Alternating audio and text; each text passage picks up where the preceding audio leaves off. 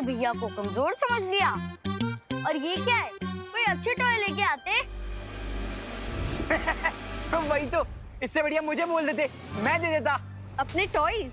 नहीं, वार्निंग कि तुम लोग हमारे सामने कंपटीशन में खड़े भी मत होना। और ये देखो हमारे टॉय, ये चलता भी है और एक्टिविटी भी करता है।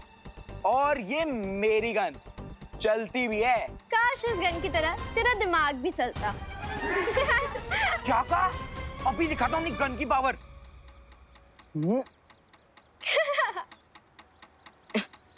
क्या हुआ? चल क्यों नहीं है? क्या मालूम? ये गन भी ना एकदम तेरी तरह है। खुशी। मेरी गन फुसकी नहीं है, मैंने ऑस्ट्रेलिया से मंगवाई है। पता नहीं चल क्यों नहीं रही है। रुक जा चंडी, मैं अभी देखता हूँ। हैं?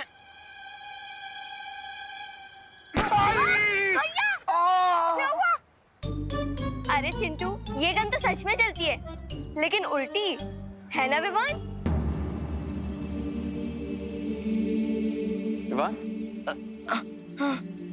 एक सेकंड एक्सक्यूज मी, थोड़ा सा सही। तो ये है मेरा असली टॉय। और आपको रिंकू को लगता है कि उसका ब्रीफकेस कोई टॉय है, बट ये तो पहले राउंड में हार जाएगा। ये सिर्फ ब्रीफकेस नहीं है, ये वो पकड़ता है जो ना तो तुम लोग देख सकते हो और ना ही तुम लोग सुन सकते हो। इसे मैं प्यार से संपर्क मशीन बुलाता हूँ, जो मैंने बनाया है। Soil detector machine. ये अगर इसके आसपास कोई भी सोल होगी तो ये मशीन उससे संपर्क करेगी और ये रेड लाइट बीप करने लग जाएगी।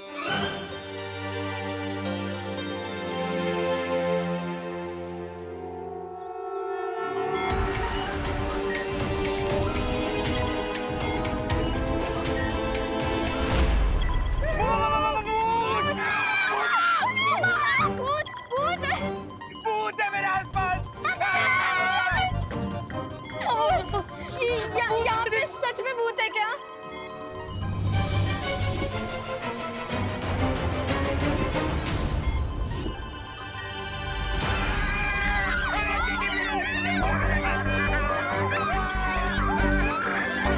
मेरे आते ही सब बच्चे भूत भूत क्यों चिल्ला रहे हैं? Calm down.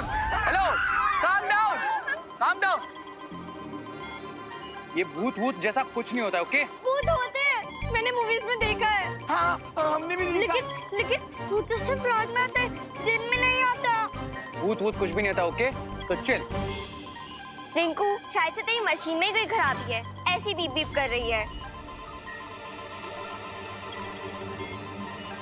वही तो, जो मुझ जैसा इंटेलिजेंट साइंटिस्ट नहीं कर पाया, वो ये टिंकू रिंकू थोड़ी कर सकता है ना? हाँ गाइस, आई थिंक मशीन में ही कुछ प्रॉब्लम है। हाँ, मैं इसे ठीक कर दूंगा। हाँ।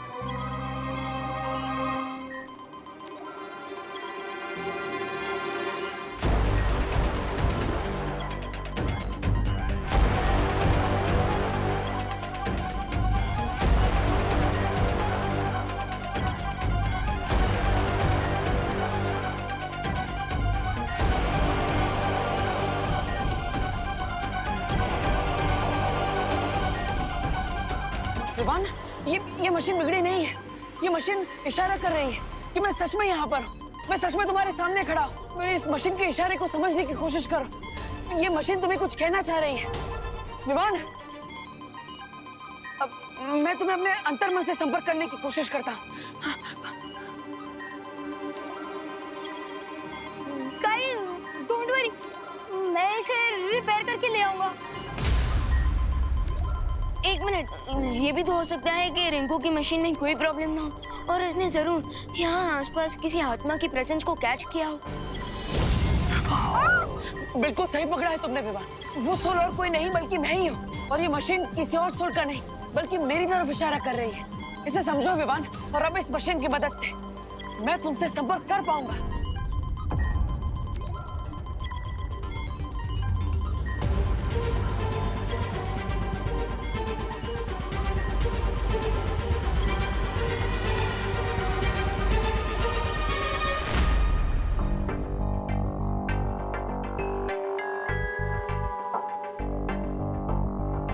हाय रिंकू। सो मैं ये पूछना चाहता था कि क्या तुम्हारी ये मशीन सच में सोल्स के सिग्नल को कैप्चर करती है? हाँ बिल्कुल, ये 200 मेगाहर्ट्ज की फ्रीक्वेंसी और 750 वॉट्स तक की पावर को कैच कर लेती है। सो बताओ कि अगर तुम्हारी मशीन में अगर कोई प्रॉब्लम नहीं होगी तो ये मशीन कैसे काम करती है? अब इसके कहने का मतलब है कि तुम्हारी मशीन के आसपास अगर कोई सोल आया तो क्या ये बीप बीप करती रहेगी या फिर और कुछ भी करेगी? हाँ।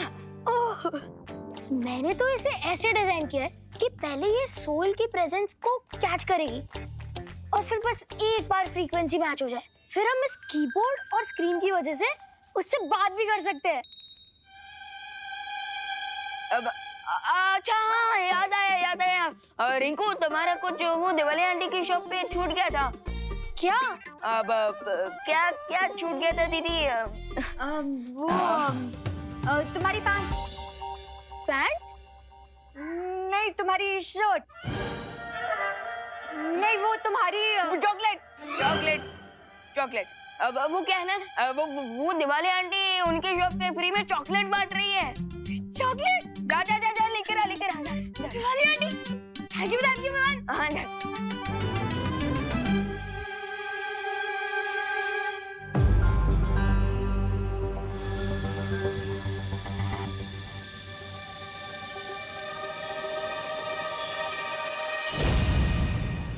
कौन हो आप?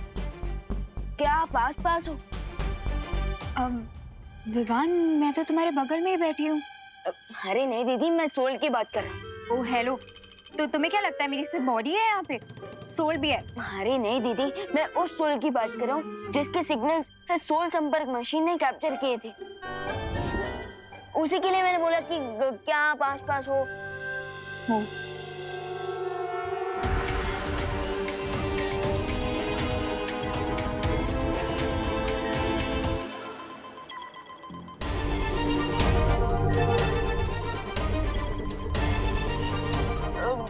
कौन हो आप? अपना नाम बताओ।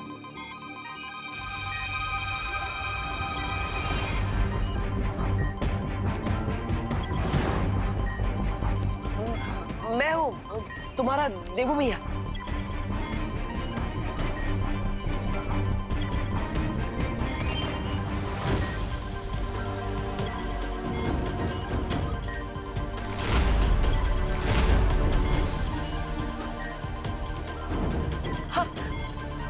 देवू भैया।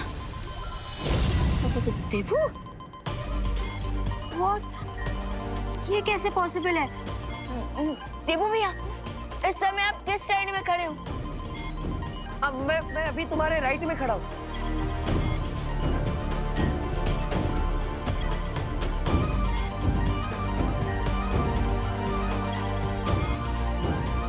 राइट।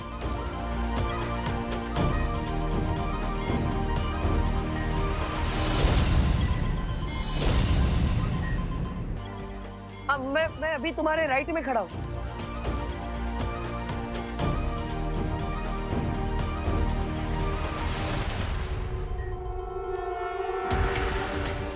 राइट।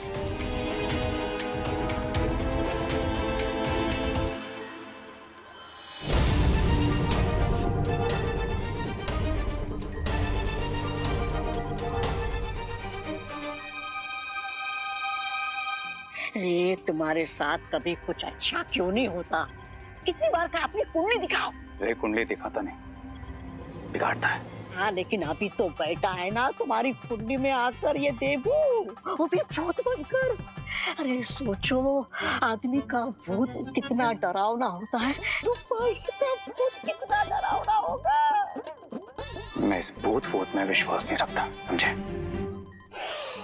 किसी ने सही कहा है, रातों के भूत है ना बातों से नहीं मानते। ऐसा मैं नहीं कर रहा हूँ। अरे सोचो, बालवीर दिखता था तो इतना मारता था, अब भूत बनकर दिखाई नहीं देगा तो कितना मारेगा। Shut up Revensa. अगर बालवीर बचकर वापस आया होता तो सबसे पहले मुझ पर अटैक करता, लेकिन ऐसा हुआ नहीं, क्योंकि रे के अटैक से बचना नामुमकिन है। अगर आप सच में देवू भैया हो तो ये बताइए कि मेरा फेवरेट कलर कौन सा है? Black is my favourite colour. अरे विवान, मुझे ऑफ कोर्स पता होगा ना, तुम्हारा फेवरेट कलर कलर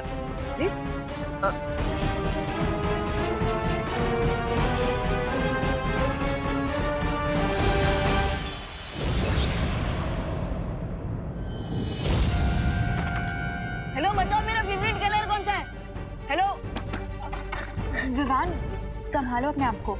हम दोनों जानते हैं कि देबू अब वापस नहीं आ सकता। अपने आप को फॉल्स होप्स मत दो विवान। विवान, क्या दिवाली आंटी ने तो कुछ भी नहीं दिया, उल्टा 5 घरों में 7 टाइम्स डिलीवरी करवा ली। और मुझे भी आंसर नहीं मिला। और तो और मैं देबू भैया को अपने पास होम डिलीवर भी नहीं करवा सकता। अरे विवान, बाय रिंकू। दीदी अरे रुको, अरे रुको, अरे रुको रे।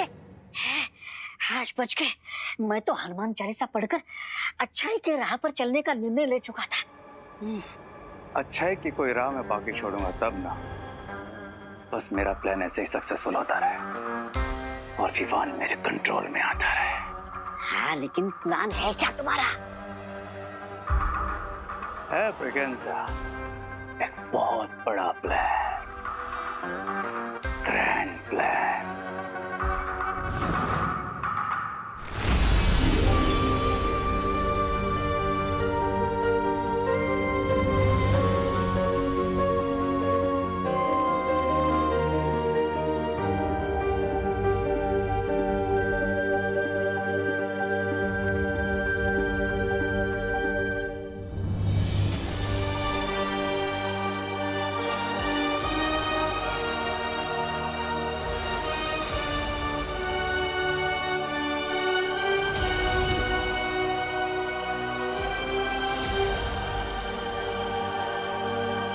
भगवान,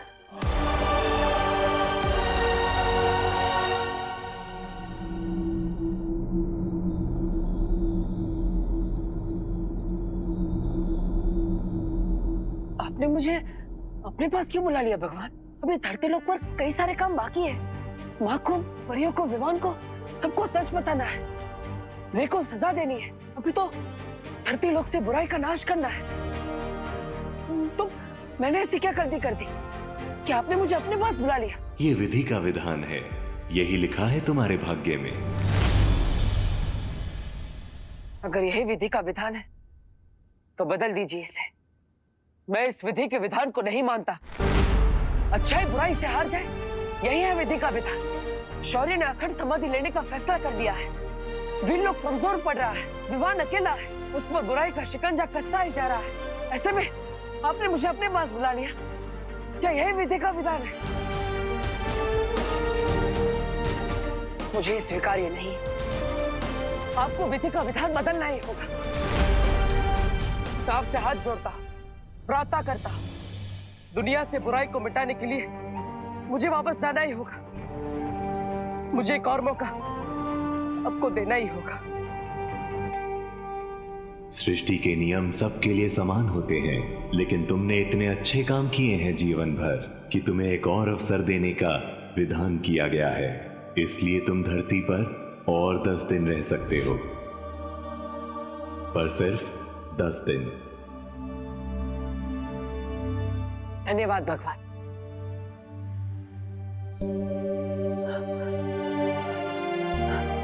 लेकिन अगर मैं ऐसे धरती लोक पर रहूंगा तो फायदा क्या? ना ही मैं किसी को छू पाऊंगा, ना ही किसी से अपनी बात कह पाऊंगा और ना ही किसी की मदद कर पाऊंगा। ऐसे में बुराई का विनाश कैसे कर पाऊंगा? जब भी तुम अच्छे लोगों की मदद करना चाहोगे तुम कर पाओगे, लेकिन ये याद रहे 11वें दिन तुम्हें हमेशा के लिए यहाँ वापस आना होगा।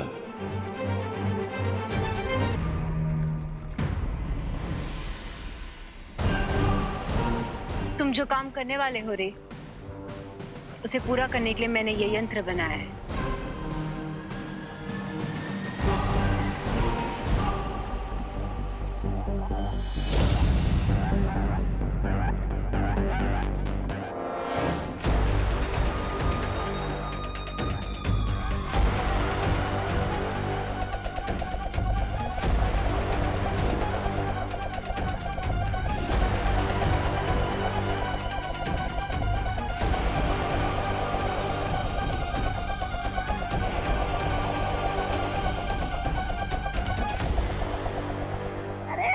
बालवीर भूत बन गया ये सोचकर मेरा दिमाग घूम रहा है, और तुम यहाँ खड़े रहकर बच्चों की तरह चक्री घुमा रहे हो, भारत नगर में खिलौने की प्रतियोगिता करा रहे हो।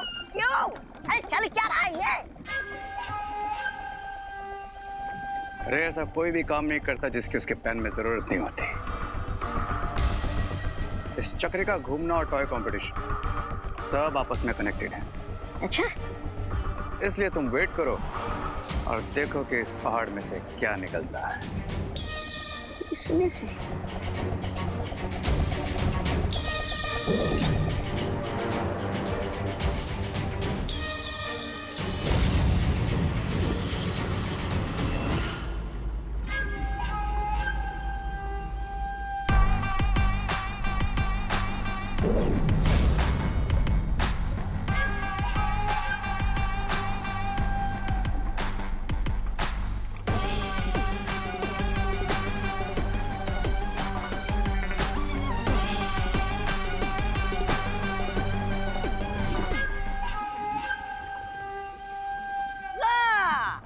इसे कहते हैं खोदा पहाड़ और निकला धुआं।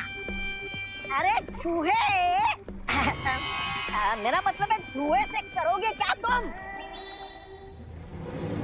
ये कोई मामूली धुआं नहीं है। करोड़ों साल पहले मंथन हुआ था, उससे निकला हुआ विषैला पदार्थ धरती में ही दब गया था, और जिसे मैंने धुएं के रूप में पहाड़ में से निकाल लिया है। हाँ तो क्या? अरे तुम समझते क्यों नहीं? अपना ही मुंह काला होगा इस धुएं से। देखते हैं किसका मुंह काला होता है।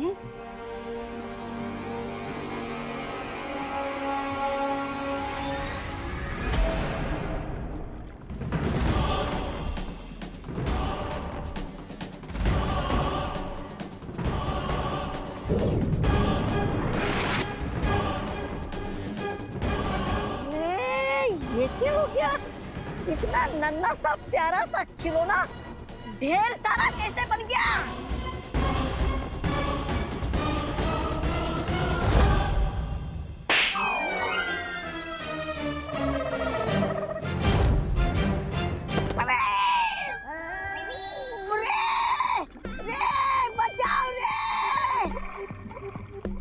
बचाओ! अरे बचाओ रे मुझे!